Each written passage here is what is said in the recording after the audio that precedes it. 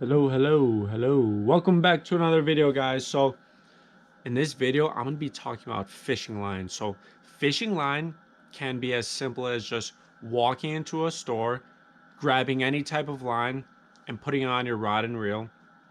Or it can be super complex if you want to get into the nitty-gritty details of it. So this video, I'm going to be talking about 3 different types of fishing line, which are monofilament, fluorocarbon, and braid. So stay tuned if you want to hear the advantages and disadvantages of each one and when you should use which type of line in which situation. So before I actually even start talking about the 3 different fishing lines, the reason I am making this video today is because I'm sure you were in my situation at one point.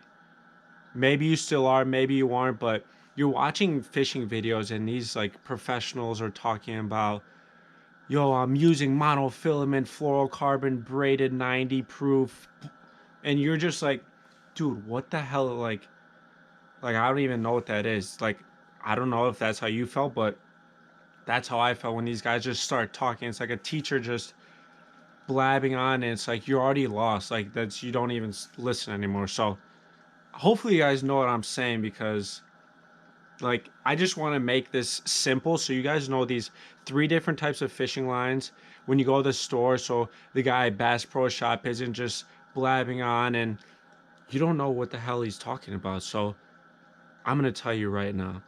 To first start off with, I'm going to be talking about monofilament line. So monofilament is pretty much just a fancy word of saying a single threaded line. This is going to be your most popular fishing line out there. The advantages of using it is that it's cheap, very easy to use compared to other fishing lines. So like tying knots, casting, stuff like that.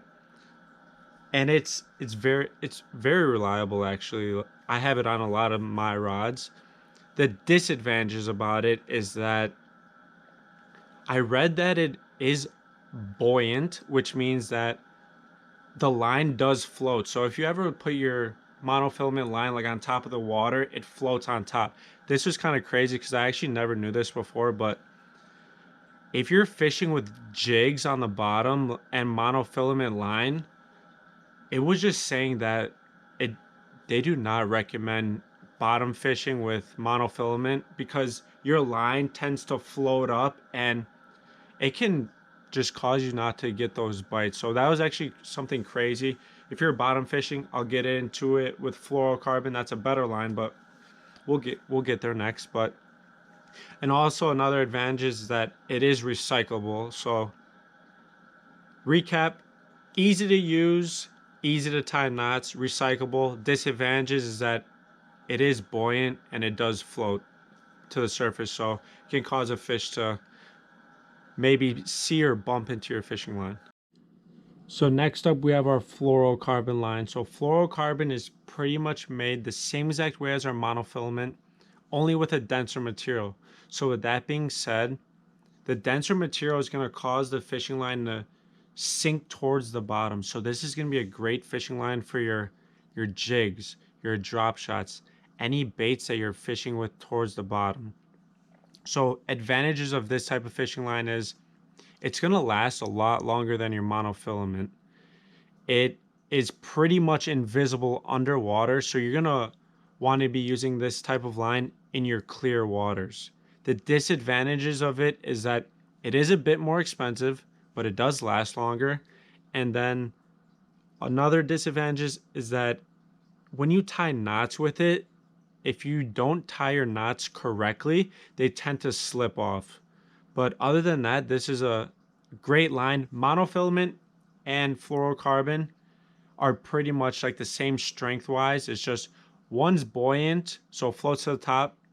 Fluorocarbon sinks towards the bottom. Last but not least, we have our braid fishing line. This is pretty much made to last a very long time. So there is advantages and disadvantages of this one as well, just like the others. The advantages I thought of it was that if you're fishing in vegetation, through weeds, anything like that, like this line is not going to get caught up in there. It's just going to slice through those weeds, not get you hung up on a bunch of seaweed or anything like that.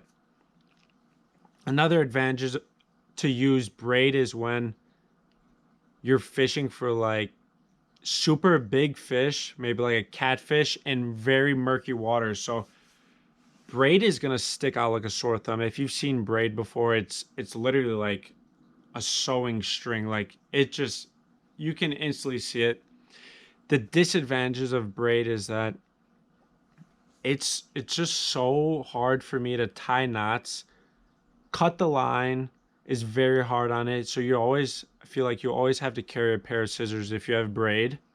And if you ever get this thing tangled up, like just say goodbye. Like goodbye to all your line. It is a bit more on the expensive side as well, but this is probably gonna the type of line that is gonna last you the longest, just because it's just built so strong.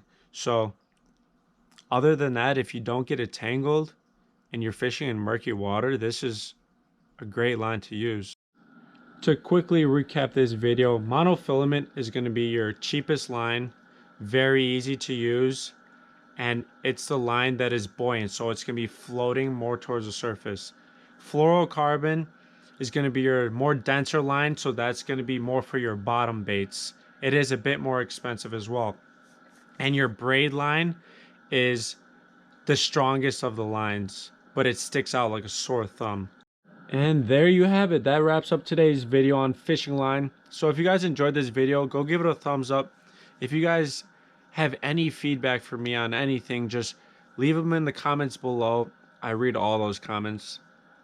And if you guys are new to my channel, this channel I post strictly fishing stuff only. So it's going to be either me going out fishing or it's going to be me talking fishing related stuff just like this video. So if that's something that interests you, possibly think about subscribing. And hopefully you guys did learn something from this video, and hopefully it could help you in the future when you going to pick out some new fishing lines. So see you later, and I'll catch you guys on the next video.